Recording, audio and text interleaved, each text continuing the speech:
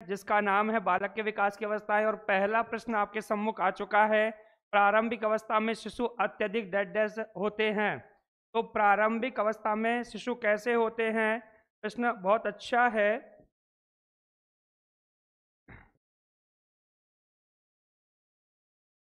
देखिए प्रश्न क्रमांक पहला, प्रारंभिक अवस्था में शिशु अत्यधिक डैश होते हैं।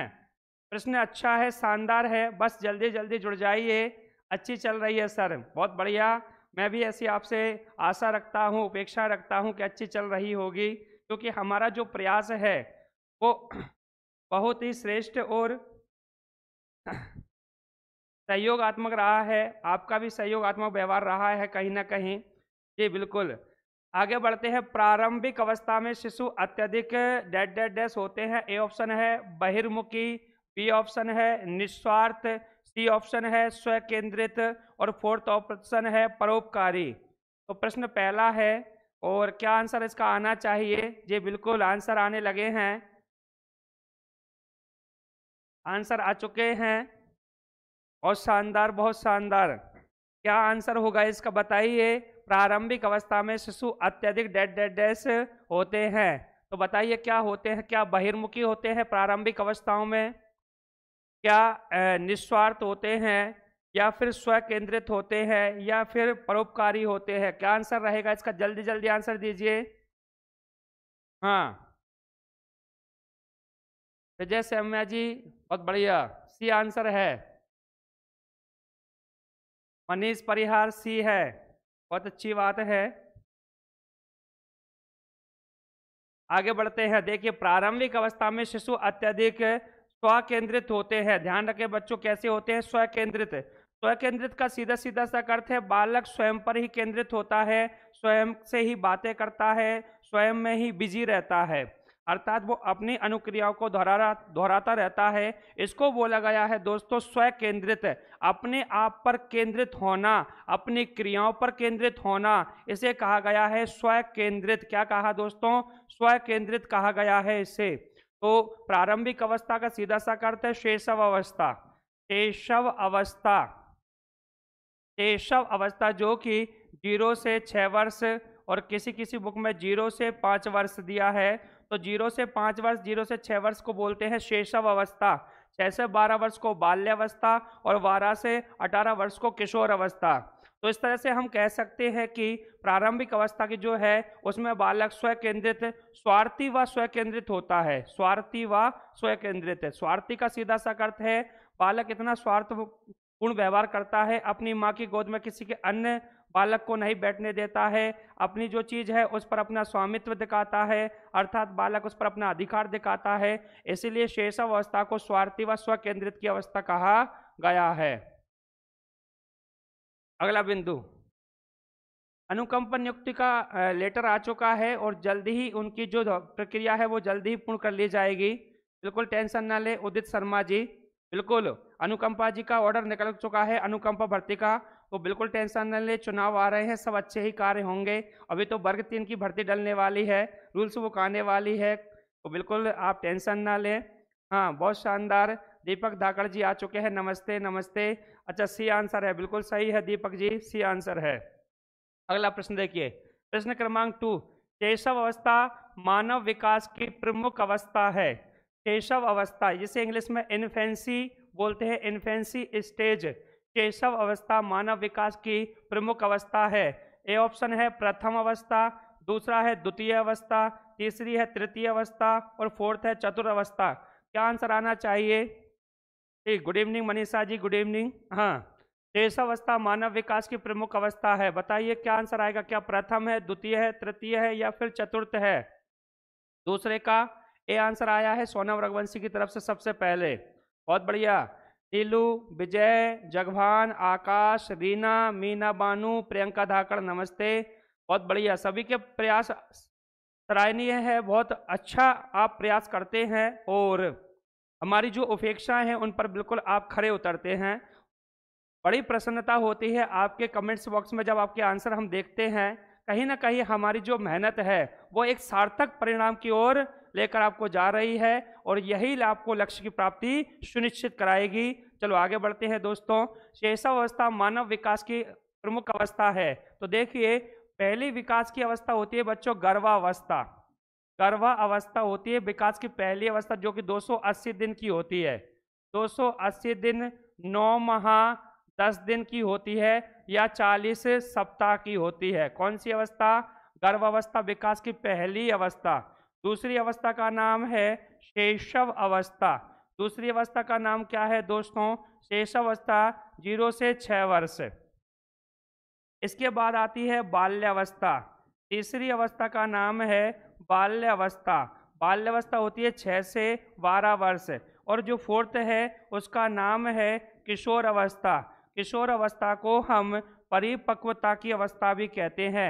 और परिपक्वता शब्द किसने दिया था? स्टैनली हॉल ने, जिसे एडोलसेंस बोलते हैं इंग्लिश में, परिपक्वता। तो यह होती है 12 से 18 वर्ष। तो ये सारे बिंदु आपको याद रखने हैं। तो विकास की पहली अवस्था आप सब समझ गए हैं, गर्भावस्था, दूसरी शैशव, तीसरी बाल्य और फोर्थ जो अवस्था है वो क्या है बच्चों? किशोर अवस्था है विकास की। तो देखिए प्रश्न क्या है? शैशवावस्था मानव विकास की प्रमुख अवस्था है। क्या आंसर जाएगा? द्वितीय अवस्था। तो शैशवावस्था कैसी है? दूसरी अवस्था है दोस्तों। कौन सा जाएगा? मानव विकास की कौन सी अवस्था है? दूसरी अवस्था। आगे बढ़ते हैं, अगला प्रश्न देखिए, तीसरा प्रश्न क्रमांक 3। शिशु का अधिकांश व्यवहार आधारित होता है। शिशु का अधिकांश व्यवहार आधारित होता है। ए ऑप्शन मूल प्रवृत्ति पर, बी ऑप्शन नैतिकता पर, सी ऑप्शन वास्तविकता पर और डी ऑप्शन ध्यान पर। क्या आंसर जाएगा दोस्तों? शिशु का अधिकांश व्यवहार आधारित होता है। शिशु का अधिकांश व्यवहार आधारित होता है। ए ऑप्शन मूल प्रवृत्ति पर, बी ऑप्शन नैतिकता पर, सी वास्तविकता पर या फिर ध्यान केंद्रित पर। क्या आंसर जाएगा दोस्तों? आंसर दीजिए जल्दी जल्दी। हाँ, सोनम जी 3 का ए, मनीषा जी ए, बहुत बढ़िया। दीपक धाकड़ जी बोल रहे हैं 3 का ए है। आकाश जी, बहुत अच्छी बात है, बहुत अच्छे आंसर आ रहे हैं दोस्तों आपके, बहुत शानदार प्रयास है आपका। शिशु का अधिकांश व्यवहार आधारित होता है। शिशु प्रारंभ में जो व्यवहार करता है वो मूल प्रवृत्तियों के कारण करता है दोस्तों। इसके कारण करता है, मूल प्रवृत्तियों के कारण करता है। मूल प्रवृत्ति जन्मजात होती है, ध्यान रखना दोस्तों, मूल प्रवृत्ति जन्मजात होती है। और मूल प्रवृत्तियों के जो जनक हैं वो विलियम मैकडूगल है। विलियम मैकडूगल को मूल प्रवृत्तियों के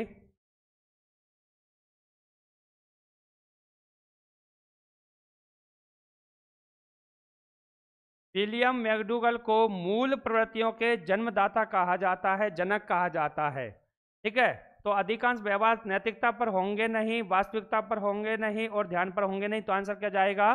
मूल प्रवृत्तियों पर होता है। तो शिशु के अधिकांश व्यवहार किस पर आधारित होते हैं? मूल प्रवृत्तियों पर होते हैं। अगला प्रश्न देखिए, फोर्थ, केशव अवस्था होती है। केशव अवस्था होती है 5 वर्ष तक, 12 वर्ष तक, 21 वर्ष तक, इनमें से कोई नहीं। बहुत शानदार प्रश्न है, जल्दी आंसर दीजिए और आगे बढ़ेंगे। बिल्कुल सिंपल सा प्रश्न है, केशव अवस्था होती है। आंसर दीजिए जल्दी जल्दी। केशव अवस्था क्या होती है? ऑप्शन है 0 से क्या 5 वर्ष होती है क्या केशव अवस्था? दूसरा है 12 वर्ष तक होती है क्या? तीसरा है 21 वर्ष तक होती है क्या? या फिर इनमें से कोई नहीं? बताइए क्या जाएगा आंसर? बहुत बढ़िया, शानदार। फोर्थ का ए, फोर्थ का ए, बहुत बढ़िया। केशव अवस्था 0 से 5 वर्ष तक होती है। बहुत बहुत धन्यवाद आप सबके। क्या आंसर हैं आपके? तो केशव अवस्था 0 से 5 वर्ष तक की होती है। बाल्य अवस्था जो कि है 6 से 12 होती है और किशोर अवस्था 12 से 18 होती है। अगला प्रश्न देखिए, 5वां, इनमें से कौन सा GDD ग्लोबल डेवलपमेंट डिले के लिए एक कारण हो सकता है? प्रश्न है, इनमें से कौन सा GDD इसका पूरा नाम है ग्लोबल डेवलपमेंट डिले के लिए एक कारण हो सकता है? ऐसा कौन सा कारण है जो GDD के लिए रिस्पॉन्सिबल है? ए ऑप्शन बचपन का संक्रमण, बी बचपन का मोटापा, सी सख्त परवरिश और डी चीनी और एडिटिव्स का अत्यधिक सेवन। क्या आंसर जाएगा दोस्तों इसका? 5 का ए। सज्जन कुमार कह रहे हैं 5 का ए, राजू 4th 5 का ए नीलू जी ने दिया सबसे पहले आंसर, 5 का ए है। आकाश ए है, मीना बानू जी 5 का ए है, मनीषा करार ए है, दीपक धाकड़ जी ए है,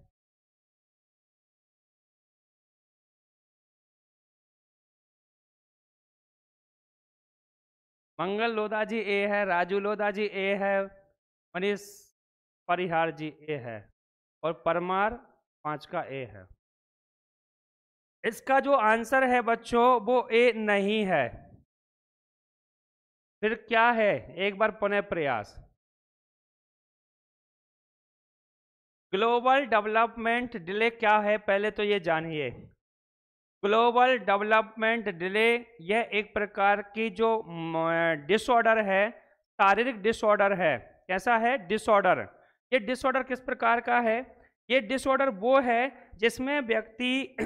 जिसमें व्यक्ति कहीं ना कहीं एक अक्षमता को दर्शाता है और व्यक्ति में अनेक प्रकार के विकार पैदा हो जाते हैं, जैसे कि बहुत ज़्यादा मोटापा हो जाना। अब बहुत ज़्यादा मोटापा हो जाता है, बालक बहुत मोटा हो जाता है, तो उसके पीछे कई कारण होते हैं। उसके पीछे कई कारण होते हैं। कारण क्या होते हैं कि व्यक्ति अत्यधिक मात्रा में भोजन का सेवन कर रहा है, या उसके क्रोमोसोम से, जीन से, गुणसूत्रों पर कहीं ना कहीं म्यूटेशन हुआ है, ठीक है, उत्परिवर्तन हुआ है कहीं ना कहीं। तो कई कारणों से व्यक्ति क्या है, बचपन में ही बहुत मोटा हो जाता है। आपने देखे भी होंगे कुछ बच्चे छोटी अवस्था में ही बहुत मोटे हो जाते हैं, अत्यधिक मोटे हो जाते हैं। उसको बोला गया है ग्लोबल डेवलपमेंट डिले, ठीक है ना, उसी को बोला गया है GDD। तो बचपन का मोटापा, क्या आंसर जाएगा दोस्तों इसका? बचपन का मोटापा। तो मोटापा एक डिसऑर्डर है ये कहीं ना कहीं। अच्छा, आप कहोगे सर इस डिसऑर्डर को हम दूर कर सकते हैं क्या? ना के बराबर चांसेस है इसको दूर करने का। वैसे तो लगभग, क्योंकि जीन्स और क्रोमोसोम से संबंधित जब जो डिसऑर्डर होते हैं, बीमारियां होती है, तो उनको दूर करने में बड़ी समस्या आती है, और यह डिसऑर्डर उसी प्रकार का है। कई बार क्या होता है, जो हमारी ग्रंथियां हैं, अंतःस्रावी ग्रंथियां, उनमें भी जो हार्मोन्स की मात्रा होती है वो अत्यधिक मात्रा में रिलीज होने लग जाती है। उसकी वजह से भी जो बालक बालिकाएं हैं बचपन यानी शैशव अवस्था में ही बहुत मोटे हो जाते हैं, अत्यधिक मोटे हो जाते हैं। उसको भी बोला गया है ग्लोबल डेवलपमेंट डिले। तो याद रखना इसका आंसर जाएगा बी। क्या आंसर जाएगा दोस्तों? 5वें का आंसर बी जाएगा दोस्तों, ध्यान रखना। अगला प्रश्न देखिए, प्रश्न क्रमांक 6वां।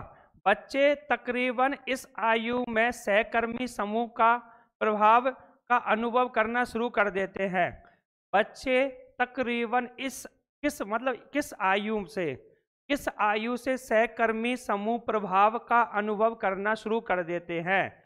ए ऑप्शन सहकर्मी समूह प्रभाव, ध्यान रखना, 5 वर्ष, बी ऑप्शन 4 वर्ष, 3 ऑप्शन यानी 3 यानी सी 3 वर्ष, और 4th यानी 6 वर्ष। क्या आंसर जाएगा दोस्तों? प्रश्न क्रमांक 6वां, आंसर दीजिए प्रश्न क्रमांक 6वां।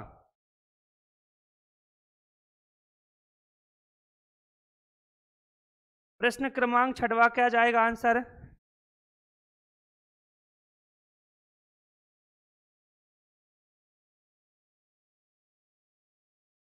बच्चे तकरीबन इस आयु से सहकर्मी समूह प्रभाव का अनुभव, सहकर्मी, देखिए इसको पढ़ना है ध्यान से, सहकर्मी समूह प्रभाव का अनुभव करना शुरू कर देते हैं। किस आयु से? क्या आंसर आएगा? डी डी डी डी 6 वर्ष। पूजा जी 6, सुरेखा जी 6, सोनिया जी, विजय सौम्या जी। समूह, सहकर्मी समूह, प्रश्न क्या है समझ में आ रहा है बच्चों आपको? प्रश्न है तकरीबन किस आयु में सहकर्मी समूह प्रभाव का अनुभव करने लगते हैं। मतलब ऐसी कौन सी एज है जिसमें बालक अपने सगे व्यक्तियों से समूह बनाने का प्रयास करने लग जाता है? वो कौन सी एज है जिसमें व्यक्ति अपने सहकर्मी का चयन करने लग जाता है और जिसके साथ खेलना पसंद करता है? वो कौन सी एज है बताइए आप? क्या आंसर जाएगा इसका?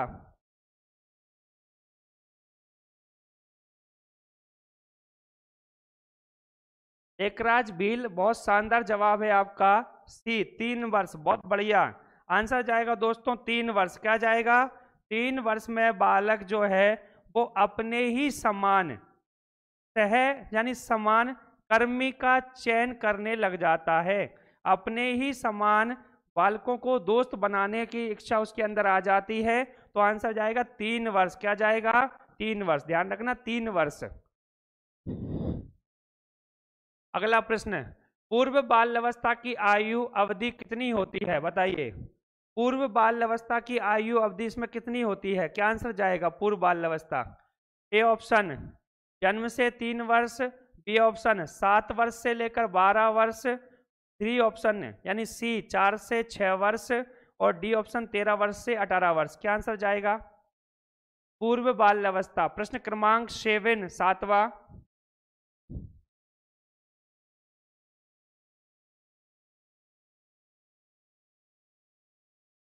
बहुत शानदार जवाब है बच्चों के। प्रयास कर रहे हैं, कुछ त्रुटियां हो जाती है सामान्यतः, पर आप प्रयास कर रहे हैं, बहुत अच्छी बात है। 7वें का सी, 7 का सी, मनुष्य का 7 का सी, बहुत बढ़िया शानदार आंसर है। हाँ, रानी सोनी 7 का, दीपक नौनोरिया सी, बहुत बढ़िया, बहुत बढ़िया आंसर है आपके। शिमला भील 6 का सी, मनीष परिहार सी, राजू लोधा सी, बहुत बढ़िया। देखिए, पूर्व बाल्यावस्था क्या होगी?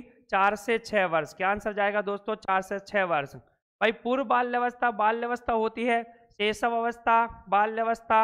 अकॉर्डिंग टू ऑप्शन हम आंसर देंगे, तो आंसर परफेक्ट किया जाएगा 4 से 6 वर्ष। तो आंसर जाएगा 4 से 6 वर्ष।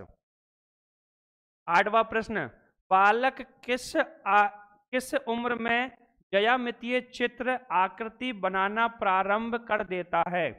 आंसर बताइए, बालक किस उम्र में ज्यामितीय चित्र आकृति बनाना प्रारंभ कर देता है? ऐसी कौन सी एज है जिसमें बालक ज्यामितीय डिजाइन या आकृति बनाने का प्रारंभ कर देता है? ऐसी कौन सी एज है? वो इस तरह की आकृति बनाना प्रारंभ कर देता है। बताइए कौन सी उम्र है ऐसी? ए ऑप्शन देखिए 2 वर्ष है क्या, बी ऑप्शन 3 वर्ष है क्या, 4 वर्ष है, या फिर 5 वर्ष है? बालक किस उम्र में ज्यामितीय चित्र या आकृति बनाना प्रारंभ कर देता है? प्रश्न क्रमांक 8वां। क्या आंसर जाएगा बताइए बच्चों?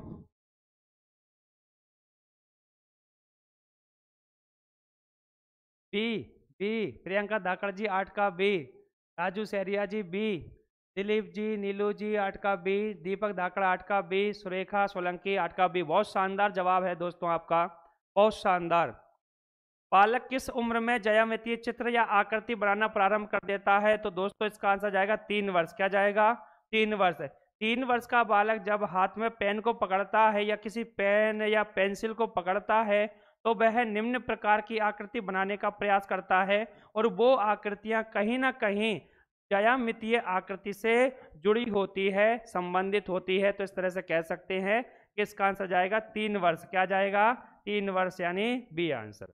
अगला देखिए 9वां प्रश्न, शैशव अवस्था की विशेषता नहीं है। प्रश्न देखिए ध्यान से, कौन सी शैशव अवस्था की विशेषता नहीं है? बहुत शानदार प्रश्न है। निम्न में से कौन सी शैशव अवस्था की विशेषता नहीं है?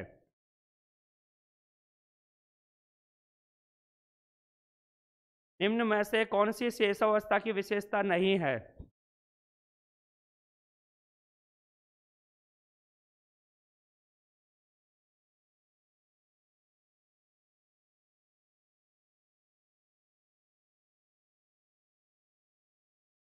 क्या आंसर जाएगा इसका?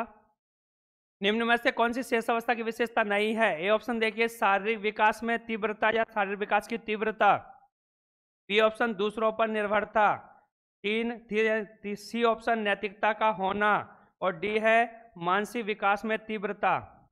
बताइए कौन सी विशेषता शेष अवस्था की नहीं है? शारीरिक विकास में तीव्रता, दूसरों पर निर्भरता, नैतिकता का होना, या मानसिक विकास में तीव्रता। क्या आंसर जाएगा इसका? हाँ, टी 3 3 अनूप कुमार जी सी, गोपाल लोधा जी 9 का सी, अंचल दुबे सी, टेकराज व्हील्स 9 का सी। अच्छा, राजू सेरिया जी 9 का डी। शैशव अवस्था में शारीरिक विकास और मानसिक विकास तो तीव्र होते हैं।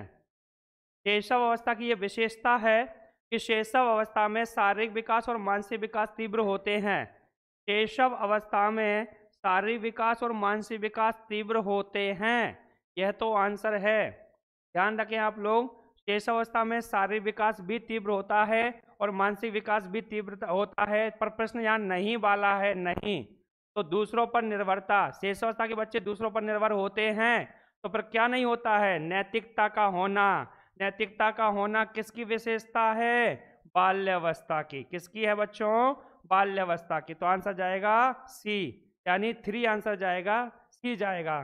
तो 9वें प्रश्न का आंसर क्या है? सी है, नैतिकता का होना, क्योंकि यह बाल्यावस्था की विशेषता है।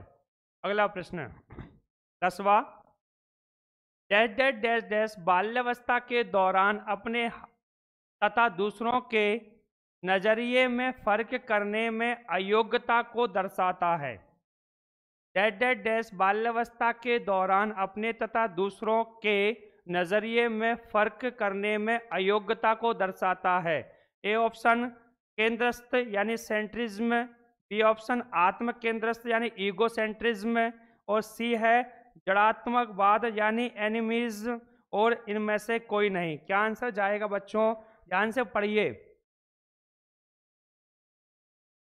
बहुत ध्यानपूर्वक पढ़ना है। प्रश्न क्रमांक 10वां, डैश डैश डैश बाल्यावस्था के दौरान अपने तथा दूसरों के नजरिए में फर्क करने में अयोग्यता को दर्शाता है। केंद्रस्थ यानी सेंट्रिज्म, या बी है आत्म केंद्रस्थ यानी ईगो सेंट्रिज्म, या फिर जड़ात्मकवाद या एनिमिज्म। क्या आंसर जाएगा?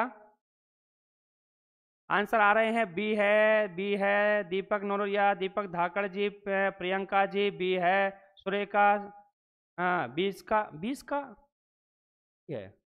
11वां 10वां प्रश्न चल रहा है बच्चों, 11वां कहाँ? 10वां प्रश्न का बी है। देखो इधर ध्यान से, 10वां प्रश्न है, 10वां।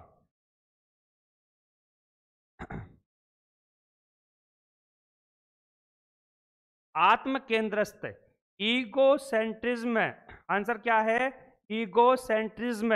ईगो सेंट्रिज्म बाल्यावस्था के दौरान अपने तथा दूसरों के नजरिए में फर्क करने में अयोग्यता को दर्शाता है।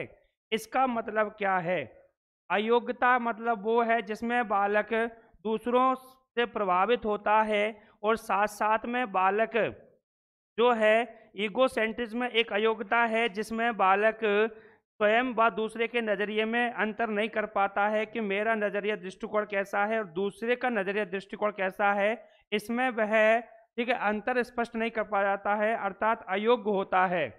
तो इस तरह से हम कह सकते हैं कि जो बालक है वो अयोग्यता को दर्शाता है। साथ साथ में बाल्यावस्था में एक मनोवैज्ञानिक थे जॉर्ज बटरवर्थ व मॉर्गेट हैटिस, इन्होंने वस्तुनिष्ठ व व्यक्तिनिष्ठ में अंतर स्पष्ट किया है कि वस्तुनिष्ठ और व्यक्तिनिष्ठ किस तरह से व्यक्ति एक दूसरे से भेद रखता है। साथ साथ में प्याजे के अनुसार ईगो सेंट्रिज्म में बालक मानव की अन्य तरह प्रकार से देखता है, सुनता है एवं अन्य बच्चों की तरह वह अनुभव भी करता है। ये जीन प्याजे ने कहा। तो जीन प्याजे ने ईगो सेंट्रिज्म में यही कहा है कि बालक एक दूसरे को नजरिए में फर्क करना जानता है और उसी अयोग्यता को यह दर्शाता है। तो आंसर जाएगा आत्म केंद्रक। क्या जाएगा बच्चों? आत्म या ईगो सेंट्रिज्म। अगला प्रश्न 11वां, निम्न में से कौन सी बाल्यावस्था की एक विशेषता नहीं है? बताइए कौन सी बाल्यावस्था की विशेषता नहीं है? बताइए जल्दी जल्दी। निम्न में से कौन सी बाल्यावस्था की एक विशेषता नहीं है? रचना यादव जी बी आंसर।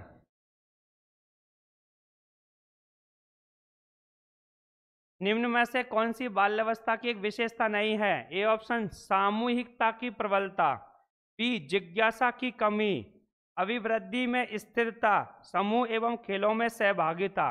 क्या आंसर जाएगा 11वें प्रश्न का? जल्दी जल्दी आंसर कौन पहले देता है? 11वें का बी, 11वें का बी। सबसे पहले आंसर किसने दिया है? सबसे पहले BS धौरे, प्रियंका धाकड़ जी 11वें का B, Raju Lodha ji B, Akash Labbansi B, Jagbhan ji B, Deepak ji B, Mangal ji B, बहुत बढ़िया 11वें का बी सभी बता रहे हैं। हाँ, सीमा सूर्यवंशी 11वें का बी, मनीष अकरार बी। बाल्यावस्था की विशेषता कौन सी नहीं है, प्रश्न यह है नहीं है। तो देखिए बाल्यावस्था की विशेषता सामूहिकता की प्रबलता बाल्यावस्था की विशेषता है बच्चों। अभिवृद्धि में स्थिरता बाल्यावस्था की विशेषता है। समूह एवं खेलों में सहभागिता यह भी बाल्यावस्था की विशेषता है। और जिज्ञासा की कमी है बाल्यावस्था की विशेषता नहीं है, क्योंकि जिज्ञासा तो अधिक होती है बाल्यावस्था में। बाल्यावस्था में जिज्ञासा अधिक होती है, तो जिज्ञासा की कमी नहीं है। तो आंसर जाएगा बच्चों बी। क्या जाएगा? बी। बी यानी सेकंड। तो आंसर जाएगा सेकंड। अगला प्रश्न देखिए, प्रश्न 12वां। इस अवस्था में मिथ्या परिपक्वता सूडो मैच्योरिटी, इसे बोलते हैं मिथ्या परिपक्वता। परिपक्वता, मिथ्या परिपक्वता क्या बोलते हैं इसे? मिथ्या परिपक्वता सूडो मैच्योरिटी का समय भी कहा जाता है। किस अवस्था को कहा जाता है और ये परिभाषा किसने दी है वो भी बताना है साथ साथ में आपको ऑप्शन में। यह परिभाषा किसने दी? 12वें प्रश्न का आंसर सबसे पहले दिया है मनीषा अकरार जी ने, 12 का बी है सर, बाल्यावस्था। इसके बाद जगवान ने दिया है, सोनम जे, नीलू ने, दीपक धाकड़, 12वां का बी प्रियंका धाकड़, 12 का बी। बहुत बढ़िया प्रियंका जी, आपको मीना बानू बहुत बढ़िया, बहुत शानदार प्रयास आप सभी का। इस अवस्था में मिथ्या परिपक्वता, साथ में ये भी बताइए किस मनोवैज्ञानिक ने यह परिभाषा दी? बाल्यावस्था मिथ्या परिपक्वता का काल है। बाल्यावस्था मिथ्या परिपक्वता का काल है। किस मनोवैज्ञानिक ने यह परिभाषा दी है? बताइए आंसर ऑप्शन में। बहुत बढ़िया, प्रियंका धाकड़ बोल रही हैं रॉस ने दी है। बहुत बढ़िया, किसने दी है? रॉस ने। क्या बात है। आंसर जाएगा दोस्तों बाल्यावस्था, और बाल्यावस्था में यह परिभाषा किसने दी है? रॉस ने। यह प्रश्न रीट में पूछा गया था, 2017 में रीट का एग्जाम हुआ था, उसमें यह प्रश्न पूछा गया है। तो ध्यान रखें, सूडो मैच्योरिटी का समय अवधि यानी बाल्यावस्था को कहा जाता है, और बालक इसमें झूठे ही अपने आप को समझदार दिखाने का प्रयास करता है, जबकि वास्तव में वो उतना समझदार होता नहीं है, परंतु फिर भी झूठे ही वो अपने आप को समझदार दिखाने का प्रयास करता है। बहुत बढ़िया। मुकुट मीना जी बोल रहे हैं सर क्लास से हमें रीट में मेंस की कॉपी बहुत वाकई में सही बात है। मैं जो पढ़ा रहा हूँ बिल्कुल वो सारे प्रश्न पूछे गए थे रीट में, ऐसे ही प्रश्न पूछे जाते हैं रीट की परीक्षा में। तो बिल्कुल पढ़ते रहिए और मेहनत करते रहिए। आगे बढ़ते हैं, अगला प्रश्न 13वां। बच्चे को चोट लगने के बारे में लगभग प्रतिदिन चिंता होती है, इसका कारण डेड डेड डेड डैश है। बच्चे को चोट लगने के बारे में लगभग प्रतिदिन चिंता होती है, इसका कारण है डेड डेड डैश है। क्या है? स्वलीनता ऑटिज्म है, बी है ध्यानाभाव एवं अति सक्रियता विकार है, सी है चिंता विकार है, या फिर अधिगम अक्षमता है। क्या आंसर होना चाहिए? यह प्रश्न भी पूछा गया है। हाँ, 13वें का क्या आंसर आएगा? जी बिल्कुल, बच्चे को चोट लगने के बारे में लगभग प्रतिदिन चिंता होती है। प्रतिदिन क्या होती है? चिंता होती है, इसका कारण डेड डेड डैश है। ए ऑप्शन पर है स्वालीनता ऑटिज्म, बी पर है ध्यानाभाव एवं अतिरिक्त या अति सक्रियता विकार, सी पर है चिंता विकार, और डी पर है अधिगम अक्षमता या निर्योग्यता। तो 13वें का आंसर सबसे पहले दिया मनीष अकरार जी ने सी, राजू सहरिया ने भी दिया है, प्रियंका जी ने भी दिया है, मुकुट भी दे रहे हैं। हाँ बहुत शानदार है, बहुत शानदार, बहुत शानदार, बहुत। कृष्ण कुमार और सोनम रघुवंशी 13 का सी, बहुत बढ़िया। बच्चों, बच्चे के चोट लगने के बारे में लगभग प्रतिदिन चिंता होती है, इसका कारण है बच्चों चिंता विकार। क्या जाएगा आंसर में? चिंता विकार। तो इसका आंसर जाएगा दोस्तों चिंता विकार। क्या जाएगा? चिंता विकार। तो आंसर जाएगा सी, चिंता विकार ही वो है जिसमें प्रतिदिन चिंता रहती है बालक को, कहीं मेरी पैर में चोट ना लग जाए, शरीर में चोट ना लग जाए, इस तरह से कह सकते हैं। 14वां प्रश्न, बच्चे की प्रकृति होती है, बच्चे की प्रकृति होती है ए हानिकारक, बी कृत्रिम, सी कल्पनाशील, और डी है रचनात्मक। बताइए क्या प्रकृति होती है बच्चों की? हाँ 52 हो गए हैं, बहुत अच्छा प्रयास है आप लोगों का। 52 बच्चे जुड़ चुके हैं, बहुत बढ़िया, बहुत बहुत धन्यवाद। 56 बहुत बढ़िया जी, बहुत बढ़िया, जल्दी जल्दी आ जाइए काव्या कोचिंग क्लासेस के यूट्यूब प्लेटफॉर्म पर। हाँ 14 का क्या होगा? सी। 12 का नहीं, 14 का, मनीषा जी 14 का सी। हाँ प्रियंका जी सी, दीपक धाकड़ जी सी, सोनम जी बहुत बढ़िया, पूजा जी क्या बात है, सी आंसर आ रहा है सभी का। बच्चों की प्रकृति, हाँ 14 का सी, मंगल लोधा जी बहुत बढ़िया, बच्चों की प्रकृति होती है।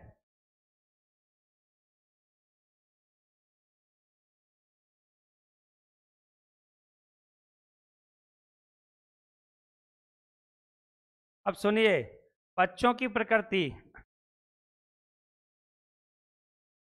बच्चों की प्रकृति होती है, बच्चों की जो प्रकृति होती है वो होती है, ठीक है, रचनात्मकता। क्या होती है? रचनात्मकता। बच्चे जो हैं वो रचना करने में रुचि रखते हैं, उनकी प्रकृति रचनात्मक होती है। अर्थात अर्थात कंस्ट्रक्टिव होती है, जिसमें बालक कंस्ट्रक्शन करता है। तो बालक क्या करता है? कंस्ट्रक्शन करता है, तो कंस्ट्रक्टिव होती है। कैसी होती है? कंस्ट्रक्टिव होती है। बालक इस आयु में ज़्यादा से ज़्यादा कंस्ट्रक्शन करता है, रचना करता है, अनेक प्रकार की वस्तुओं को निर्मित करता है। तो निर्मितता भी कह सकते हैं, निर्मितता भी होती है इसका आंसर। तो निर्मितता, रचनात्मकता, तो बच्चों की प्रकृति कैसी होगी? आंसर आएगा इसका डी, फोर्थ आंसर आएगा बच्चों। क्या आंसर जाएगा? फोर्थ जाएगा। तो बच्चों की प्रकृति कैसी होती है? रचनात्मक होती है, ध्यान रखना, कैसी होती है? रचनात्मक। बिल्कुल याद रखें, डी आंसर जाएगा, रचनात्मक होती है। जो बच्चे हैं वो अधिक से अधिक कुछ ना कुछ रचना करते रहते हैं। बच्चे कौन?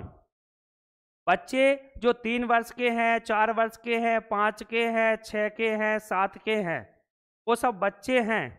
तो कल्पना जगत क्या है? 2.5 वर्ष उम्र है कल्पना जगत की। पर कल्पना में जो आता है बच्चा वही तो बनाता है। छोटे बच्चों को पेन दे देना आप, जो उसके ब्रेन में चल रहा होगा उसी को ही कंस्ट्रक्टिव कर देगा, उसकी रचना कर देगा। आप दीवार को देख लेना, दीवार पे बना देगा कुछ ना कुछ, जैसा वो देखता है वैसी आकृति बनाने का प्रयास करता है। तो ध्यान रखें, आंसर जाएगा इसका रचनात्मकता। बच्चों की प्रकृति कैसी? रचनात्मक होती है। बहुत बढ़िया, कोई दिक्कत नहीं है, हो जाने तो, गलत हो गया तो क्या बात है उसमें। 15वां प्रश्न है, अगला प्रश्न आ गया 15वां। थॉमसन के अनुसार बच्चे अपने स्वयं के लिंग की पहचान किस उम्र पर कर सकते हैं? ऐसी कौन सी उम्र है जिसमें बालक अपने स्वयं के लिंग की पहचान कर लेता है? मैं बालक हूँ, वो बालिका है, वो बालिका है, मैं बालक हूँ, हम में अंतर है। तो इस लिंग की पहचान बालक किस उम्र में कर लेता है? प्रश्न क्रमांक 15वां, 15वें का आंसर दीजिए जल्दी से। प्रश्न क्रमांक 15वां, बालक किस आयु में अपने स्वयं के लिंग की पहचान कर सकता है या कर लेता है? क्या आंसर जाएगा? सबसे पहले आंसर आया है जगभान सिंह का, 15 का डी।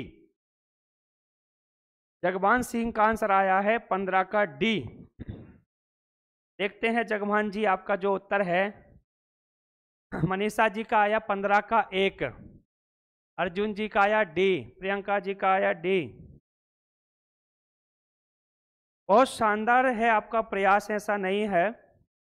हाँ जी आ जाइए। हाँ दीपक नोनोरिया सी, सीमा जी 15 का D, Mangal ji, Devkali Patel D D D D D D, Meena Banu ji D, Rinki Roy, बहुत बढ़िया। देखिए थॉमसन के अनुसार, भैया वैज्ञानिक का नाम है थॉमसन।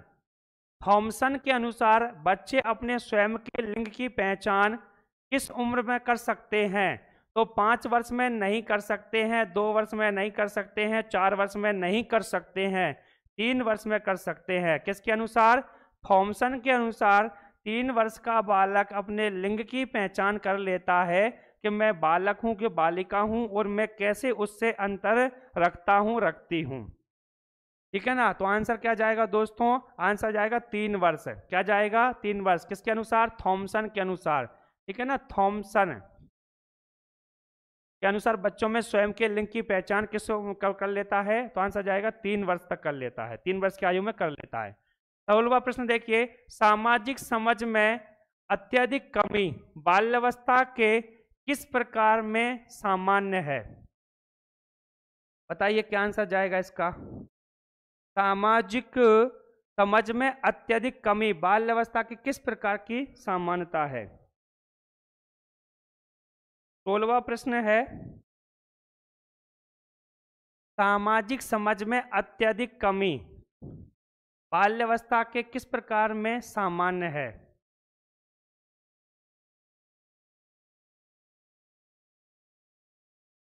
आंसर दीजिए 16वें का। रचना यादव जी डी, रचना यादव जी डी, गौरे जी 16 का ए, मनीषा करार अगर सर थॉमसन के अनुसार, देखिए थॉमसन के अनुसार आया है तो 3 वर्ष है। और वैसे भी देखिए कभी अगर सामान्य भी प्रश्न आता है तो भी अपन को 3 ही लगाना है, क्योंकि लिंग की पहचान 3 में हो जाती है। जो 3 वर्ष का बालक है वो लिंग को समझने लगता है, ये है समझने लगता है कि मैं बच्चा हूं, ये लड़की है, मैं लड़का हूं, ये लड़की है, वही तो है लिंग की पहचान। तो 5 वर्ष तो ज्यादा हो जाएगा। आंसर 3 फिर भी 3 ही देना है। आप खुद नोटिस कर रहे होंगे अधिकांश प्रश्नों के आंसर 3 आ रहे हैं, अधिकांश प्रश्नों के आंसर 3 आ रहे हैं, क्योंकि ज्यादातर चीजें 3 में ही आती है। अच्छा 3 में और सुनो आप, 3 में कल्पनाशीलता से चिंतनशीलता का विकास हो जाता है, 2.5 से 3 वर्ष से चिंतनशीलता का विकास हो जाता है। 3 वर्ष की आयु में आप सब जानते हैं, गुड इनफ ने कहा जब बालक 3 वर्ष का होता है उसका आधा मानसिक विकास हो जाता है, गुड इनफ। तो 3 वर्ष बहुत महत्वपूर्ण एज है विकास की दृष्टि से। 0 से 3 और 3 से सामान्यतः देखा जाए तो 3 वर्ष से पूर्व बाल्यावस्था लग जाती है। तो ये उम्र बहुत महत्वपूर्ण भूमिका निर्वाह करती है। तो आप थोड़ा सा ऐसे प्रश्न लगाएंगे तो एक अच्छा कॉन्सेप्ट, एक अच्छा संप्रत्य तैयार होगा। सामाजिक समझ में अत्यधिक कमी बाल्यावस्था की किस प्रकार से सामान्य है? तो इसका आंसर क्या दिया सभी ने? सी दिया, डी दिया, सी दिया। बच्चों सामाजिक समझ में अत्यधिक कमी, सामाजिक समझ यानी आप जानते हैं ना, समाज में बैठना उठना, सभी के साथ अच्छा व्यवहार करना, राम राम श्याम श्याम करना, नमस्ते करना, ये सब क्या है? ये सब सामाजिक विकास है। पर इसमें कमी, दूसरों से मिलना नहीं, अकेला रहना, एकांत में रहना, अपने आप को ही सब कुछ समझना, अपने आप को ही दर्पण में देखना, अपने आप को ही निहारना। तो सामाजिक समझ में अत्यधिक कमी आ गई। बाल्यावस्था के किस प्रकार से सामान्य है, मतलब बाल्यावस्था के कैसे समान है? तो वो आंसर जाएगा ऑटिज्म, आत्म विमोह। जब बालक को स्वयं से अत्यधिक प्रेम हो जाता है, मोह हो जाता है, अपने आप से अत्यधिक प्रेम स्नेह करने लग जाता है, उस स्थिति को ऑटिज्म कहते हैं। और बालक समाज से समझ को कम कर लेता है। ठीक है,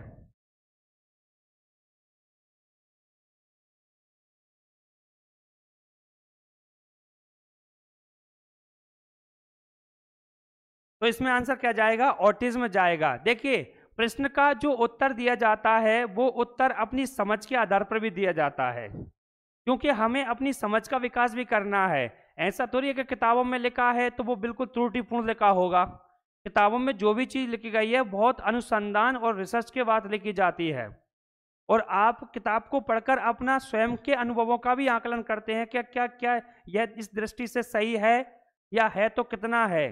तो इस तरह से कुछ प्रश्न है, जैसे 11 वर्ष में बालक जिज्ञासु, तर्क एवं निरीक्षण शक्ति का विकास कर लेता है। ये प्रश्न कई बार पूछा गया है, रीट में पूछा है, और बिल्कुल आंसर फिक्स 11 वर्ष ही है। क्या है? 11 वर्ष में बालक जिज्ञासु, तर्क एवं निरीक्षण शक्ति। ये प्रश्न रीट में भी पूछा गया है, सीटेट में भी। ठीक है, तो जिज्ञासु होना, तर्क करना, निरीक्षण शक्ति का विकास, बिल्कुल परफेक्ट आंसर है 11 वर्ष। ऑप्शन में आएगा 9 वर्ष, 11 वर्ष, 13 वर्ष या फिर 15 वर्ष। आपको आंसर लगाना है 11 वर्ष। तो बेटा कुछ प्रश्नों के उत्तर परफेक्ट होते हैं और जो बुक में लिखे हैं वही होते हैं, आपके और मेरे अनुसार थोड़ी होंगे वो आंसर। जब थॉमसन ने कहा है 3 वर्ष तो 3 वर्ष ही आंसर होगा, उसमें ये थोड़ी हो जाएगा कि 4 वर्ष और 6 वर्ष हो जाएगा। आप अपने दृष्टिकोण से 15 वर्ष लगा दीजिए, लेकिन कहीं ना कहीं लिंग भेद का कहीं ना कहीं समझ तो आएगी ना। तो उचित समय कहाँ जाती है? 3 वर्ष। अब एग्जैक्ट 3 वर्ष भी आंसर नहीं है, ऐसा तो ही नहीं कि बिल्कुल बालक 3 साल का हुआ और उसमें लिंग की समझ आ जाए।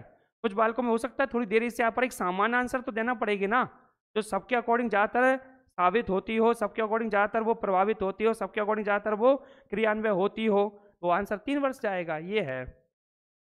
तो देखिए इसमें सामाजिक समझ में अत्यधिक कमी बाल्यावस्था के किस प्रकार में सामान्य है, इसका आंसर जाएगा ऑटिज्म। ऑटिज्म वो चीज है जिसमें व्यक्ति को स्वयं अपने आप से मोह हो जाता है और वह एकांत में रहते हुए अपने आप को निहारने लगता है। डिसलेक्सिया आप जानते तो है, लेक्सिया, डिसलेक्सिया, ठीक है, पाठन संबंधित है डिसऑर्डर है, डिसलेक्सिया, डिसग्राफिया। ग्राफिया क्या है, लिखने संबंधित निर्योग्यता, और डिसलेक्सिया क्या है, पढ़ने संबंधित। तो इस तरह से आपको याद रखना है, लिखने और पढ़ने संबंधित। डिसकैलकुलिया क्या है, डिसकैलकुलिया है गणितीय गणनाएं अशुद्ध करना, गणितीय गणनाएं करने में निर्योग्य होना, अयोग्य होना, इसको बोलते हैं डिसकैलकुलिया।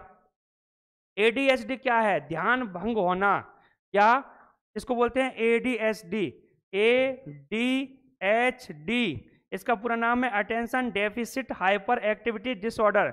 देखो हाइपर एक्टिविटीज का हिंदी नाम देखो अति सक्रियता। कुछ बच्चों में अति सक्रियता में देखने को मिलती है, ये प्रश्न टीटेट में पूछा गया था। एक बालक क्लास में बहुत अति सक्रिय है और वह ध्यानपूर्वक बातों को नहीं सुनता है, यह किस प्रकार की निर्योग्यता है, एडीएचडी आंसर आएगा उसमें। क्या आएगा, एडीएचडी, तो आंसर जाएगा एडीएचडी। अगला प्रश्न देखिए 18वां, किशोर अवस्था संघर्ष तनाव तूफान विरोध की अवस्था है, यह कथन किसका है बताइए। किशोर अवस्था आंधी तूफान संघर्ष की अवस्था है, यह किसने कहा। बहुत शानदार प्रश्न है। स्टैनले हॉल ने कहा, हेलिंगवर्थ ने कहा, बिलियर ने कहा, या किंग ने कहा। किशोर अवस्था बड़े आंधी तूफान संघर्ष एवं तनाव की अवस्था है। जल्दी जल्दी आंसर दीजिए, यह किस मनोवैज्ञानिक ने कहा, जल्दी जल्दी आंसर दीजिए। किशोर अवस्था बड़े संघर्ष तनाव तूफान की अवस्था है, यह प्रश्न हमने बहुत अच्छे से पढ़ाया है। ए आंसर आ गया 18 का ए, 18 का ए आ गया है, बहुत बढ़िया। जगवान जी बहुत बढ़िया, मीना बानो जी बहुत शानदार, सभी के आंसर आने लगे हैं 18 का ए, बहुत सुंदर। दीपक धाकड़ जी सुंदर। देखिए स्टैनले हॉल कहते हैं कि किशोर अवस्था आंधी तूफान संघर्ष की अवस्था है, और स्टैनले हॉल को किशोर मनोविज्ञान के जनक कहा जाता है। किशोर मनोविज्ञान के जनक कौन भैया, स्टैनले हॉल। किशोर मनोविज्ञान के जनक कौन है, स्टैनले हॉल। इन्होंने एडोलसेंस नामक पुस्तक लिखी थी। एडोलसेंस का अर्थ होता है, जो कि एडोलसियर शब्द से लिया गया है लैटिन भाषा के, जिसका अर्थ होता है परिपक्वता।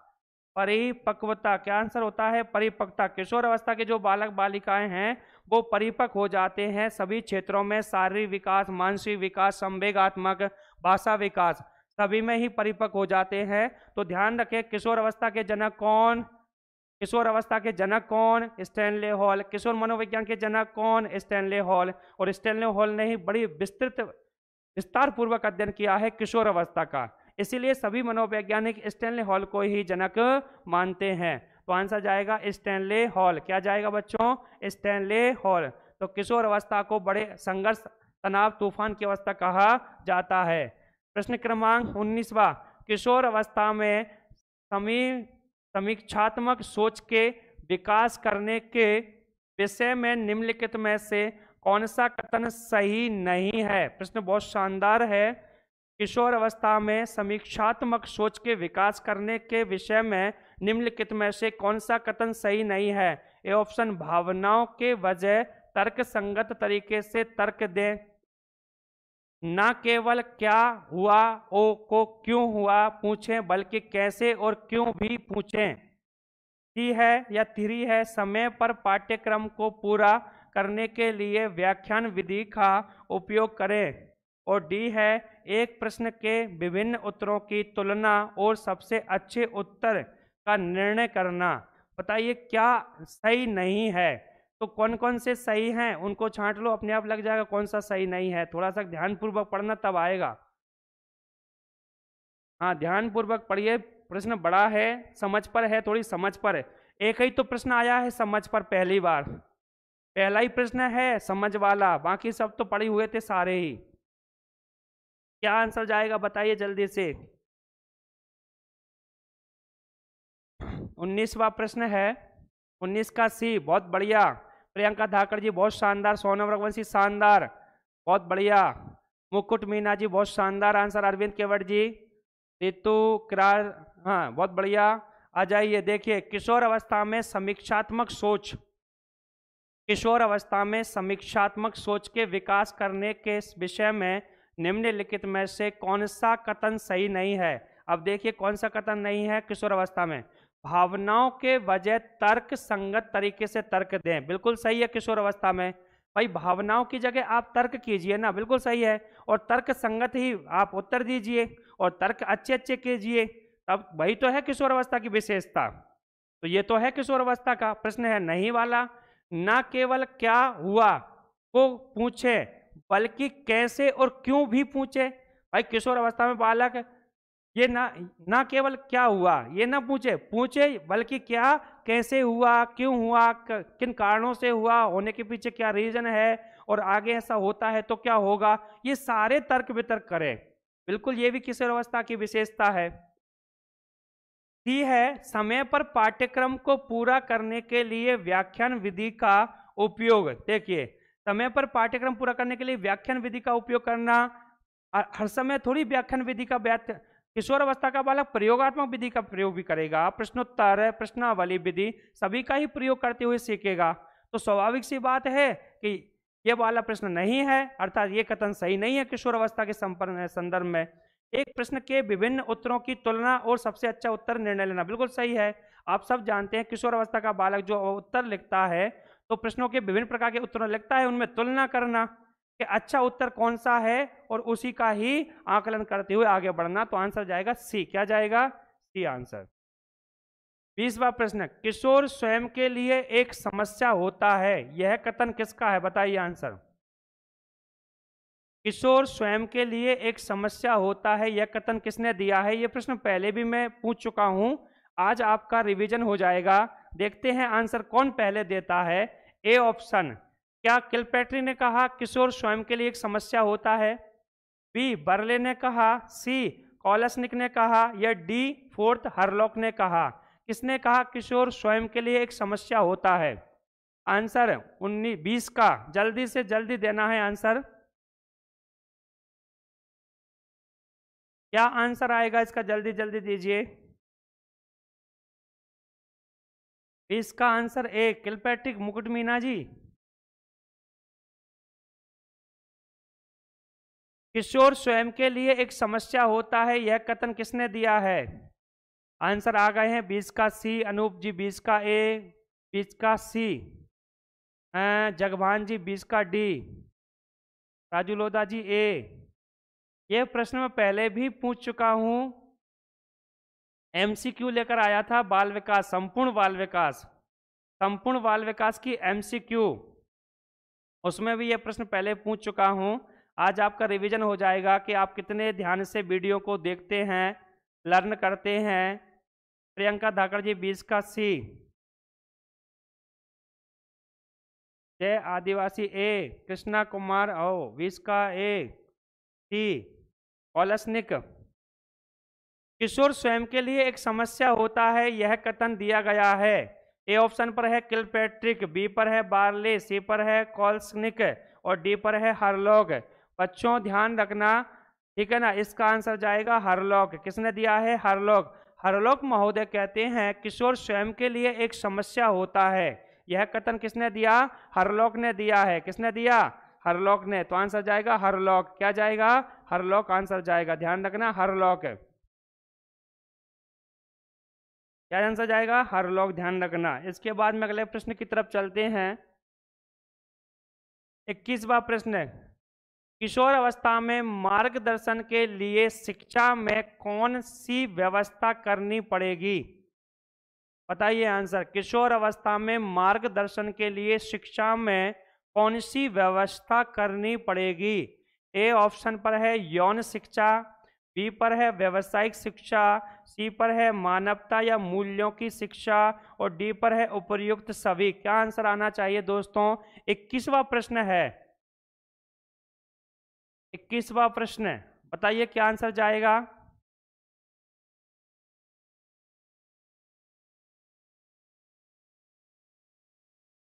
21 का डी बोल रहे हैं जगवान जी, बहुत बढ़िया जगवान जी। और श्वेता कुशवाहा जी भी डी बोल रहे हैं, आकाश लवंशी डी बोल रहे हैं, ऋतुकार जी भी सी, प्रियंका धाकड़ भी बोल रही है 21 का सर डी है, सीमा भलाला जी बोल रही हैं सर डी है, मनीषा जी भी बोल रही हैं, रश्मि भी बोल रही हैं, रिंकी रॉय, रानी सोनी, सज्जन कुमार, हाँ अभिलाषा, बहुत बढ़िया, उपयुक्त सभी। चलो बढ़ते हैं आगे। किशोर अवस्था में मार्गदर्शन के लिए शिक्षा में कौन सी व्यवस्था होती है? देखिए, किशोर अवस्था में यौन शिक्षा का होना भी जरूरी है, बिजनेस शिक्षा यानी बिजनेस एजुकेशन यानी व्यवसायिक शिक्षा का होना जरूरी है, मानवता और मूल्यों की शिक्षा होना जरूरी है। तो बच्चों आंसर जाएगा ऑल ऑफ दिस, उपरोक्त सभी। क्या आंसर जाएगा? उपरोक्त सभी आंसर जाएगा। किशोर अवस्था में मार्गदर्शन के लिए शिक्षा में कौन सी व्यवस्था करनी पड़ेगी? सभी प्रकार की यौन शिक्षा भी होनी चाहिए, व्यवसाय शिक्षा भी होनी चाहिए, मानवता या मूल्यों की शिक्षा भी होनी चाहिए। तो आंसर जाएगा दोस्तों उपरोक्त सभी। क्या आंसर जाएगा? उपरोक्त सभी जाएगा। अगला देखिए 22वां प्रश्न, संवेगात्मक विकास में किस अवस्था में तीव्र परिवर्तन होता है? विकास में है वो उन्होंने इस तरह से लिख दिया है, विकास में, किस अवस्था में, ये भी में है, किस अवस्था में तीव्र परिवर्तन होता है? तो संवेगात्मक विकास में किस अवस्था में तीव्र होता है बताइए?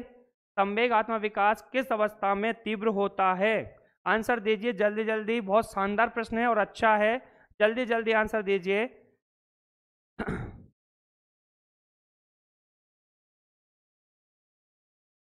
प्रश्न क्रमांक 22, संवेगात्मक विकास में किस अवस्था में तीव्र परिवर्तन होता है? ए ऑप्शन देखिए शैशव अवस्था में होता है क्या? बी है बाल्यावस्था, सी है किशोर अवस्था और डी है युवावस्था। शैशवावस्था 0 से 5/6 वर्ष,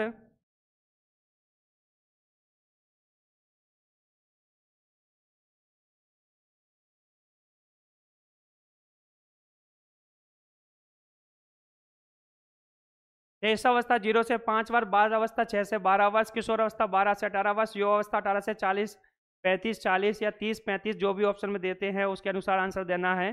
तो 18 से 30 वर्ष भी है, 35 वर्ष भी है। तो संवेगात्मक विकास किस अवस्था में तीव्र होता है भैया? जल्दी जल्दी आंसर दीजिए। भगवान सिंह क्या है? हाँ आंसर आने लगे हैं। जगवान सिंह सी किशोर अवस्था। तो संवेगात्मक विकास तीव्र परिवर्तन किस अवस्था में होता है? किशोर अवस्था में होता है दोस्तों। किस में होता है? किशोर अवस्था में। तो किशोर अवस्था में ही संवेगात्मक विकास कैसा होता है? तीव्र होता है। तो किशोर अवस्था को कहा जाता है संवेगात्मक काल का तीव्र एवं परिवर्तन काल। संवेगात्मक विकास का तीव्र एवं परिवर्तन काल क्या है? किशोर अवस्था है, ध्यान रखना। कॉल एवं ब्रुश के अनुसार। बहुत बढ़िया, किसने कहा था? कॉल एवं ब्रुश ने।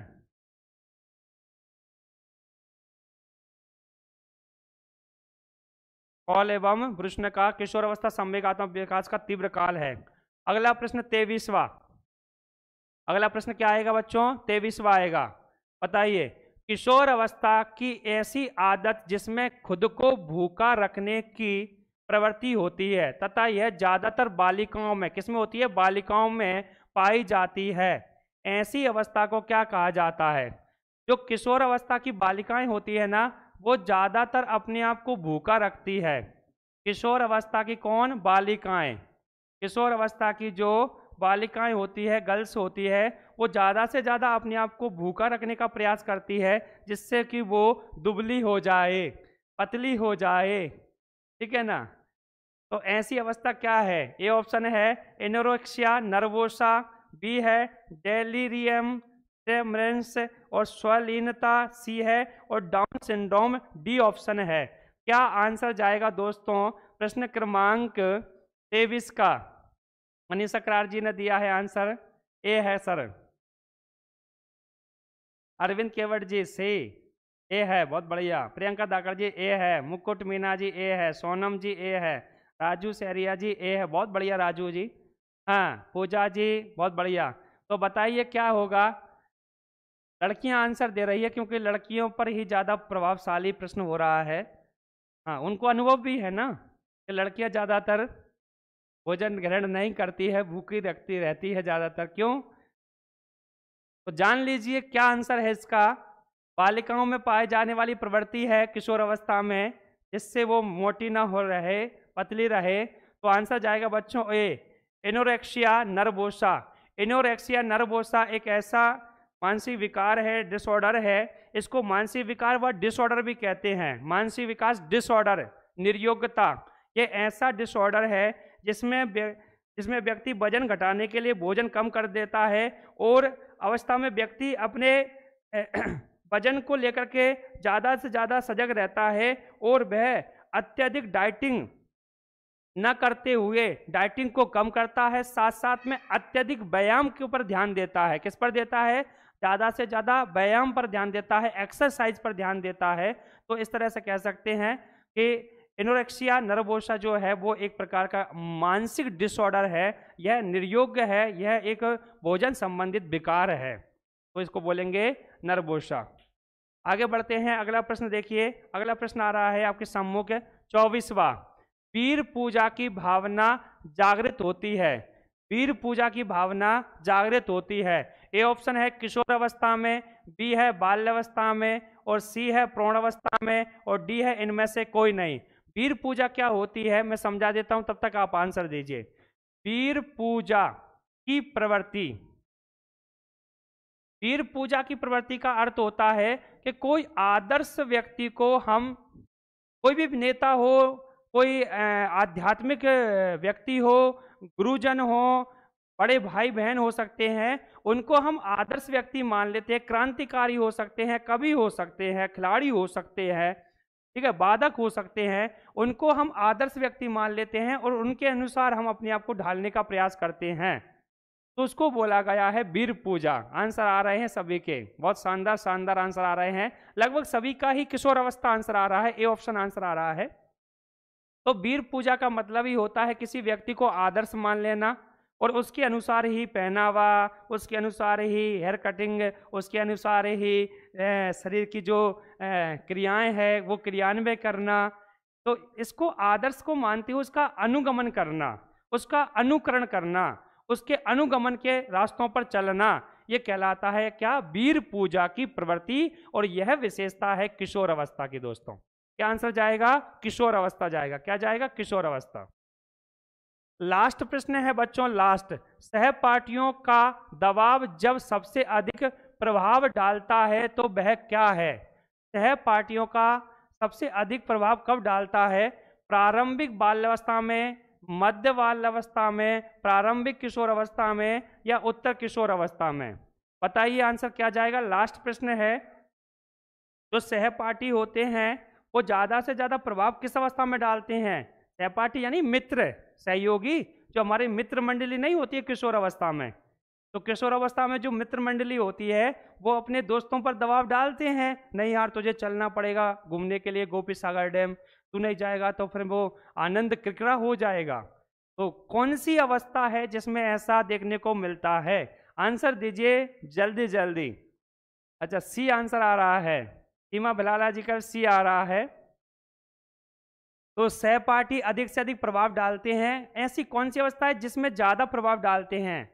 आंसर तो इन दोनों में से एक होगा, ये तो आप भी समझ रहे हैं, पर क्या सटीक आंसर होगा उसका चयन कीजिए।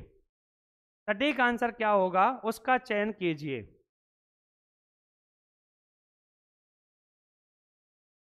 दल समूह टोली का काल अलग है। Age of beauty, teen age, age of puberty.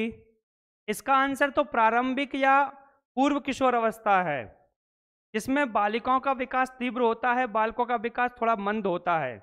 उत्तर किशोर अवस्था में बालकों का विकास तीव्र हो जाता है, बालिकाओं के विकास में थोड़ी स्थिरता आ जाती है। तो आंसर क्या जाना चाहिए? देखिए बच्चों, इसका आंसर होगा डी। क्या होगा? उत्तर किशोर अवस्था। 15 से 19 वर्ष क्या जाएगा? उत्तर किशोर अवस्था।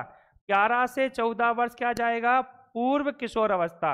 और 15 से 19 वर्ष जो है उत्तर किशोर अवस्था बोलेंगे। क्या बोलेंगे? उत्तर किशोर अवस्था बोलेंगे। उत्तर किशोर अवस्था ही इसका सटीक आंसर है। उत्तर किशोर अवस्था में जो सहपाठी होते हैं वो ज्यादा दबाव बनाते हैं अपने मित्रों पर, कोई मित्र अगर जाने के लिए मना करता है तो जो अन्य मित्र होते हैं वो ज़्यादा से ज़्यादा